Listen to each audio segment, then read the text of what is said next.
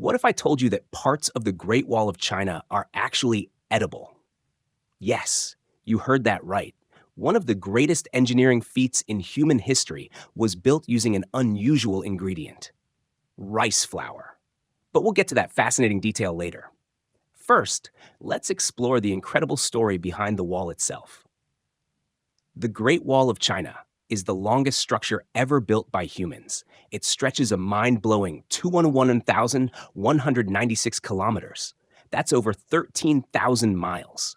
To help you visualize that, imagine walking from Los Angeles to New York, then flying across the Atlantic to London, and walking all the way back to Los Angeles, and you'd still fall short of the wall's full length. The wall varies in height, averaging around 7 to 8 meters, about 25 feet, with some sections reaching up to 14 meters, 46 feet tall. Despite its enormous reach, every section of the wall lies within China's borders, snaking across mountains, deserts, valleys, and grasslands. So who built it, and why? The wall's origins go back over 2,300 years, but the most iconic version that still stands today was mainly constructed during the Ming Dynasty, from 1368 to 1644. Its primary purpose was defense, to protect the Chinese Empire from invasions by northern tribes, especially the Mongols. But rather than being one continuous wall from the beginning, it started as separate fortifications built by different dynasties over time. Eventually, these were connected and reinforced to form the wall we recognize today. Building the Great Wall was no easy task. It took not just decades, but centuries, more than 2,000 years of ongoing construction in some regions. During the Ming period alone, it took nearly 300 years to complete major sections. The workforce included soldiers, peasants, prisoners, and local villagers. Working in harsh conditions with primitive tools, many suffered and died. Historical estimates suggest that between 400,000 to 1,000 people lost their lives during construction. Tragically, many of their bodies were buried within the wall itself, earning it the somber nickname, the longest graveyard on Earth.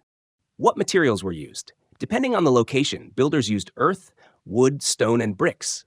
But in some southern sections, they used a surprisingly modern-sounding material: sticky rice mortar. That's where the rice flour story comes in. Builders during the Ming Dynasty mixed slaked lime with glutinous rice soup, creating a powerful binding agent.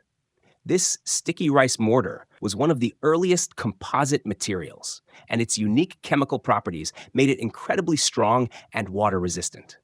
That's why, even today, many of those rice-built sections remain standing, with mortar that's stronger than some modern-day concrete. Yes, parts of the Great Wall were built with rice, which technically makes them edible, though we definitely don't recommend taste testing ancient history. It's one of the wildest examples of how ancient innovation continues to amaze modern scientists. Over the centuries, the wall faced invaders and erosion, but it was never fully destroyed. While some areas fell into disrepair, many sections were restored or preserved. And what about that old myth? Can you see the Great Wall from space? Surprisingly, no. Despite its length, the wall is narrow and blends in with the natural landscape.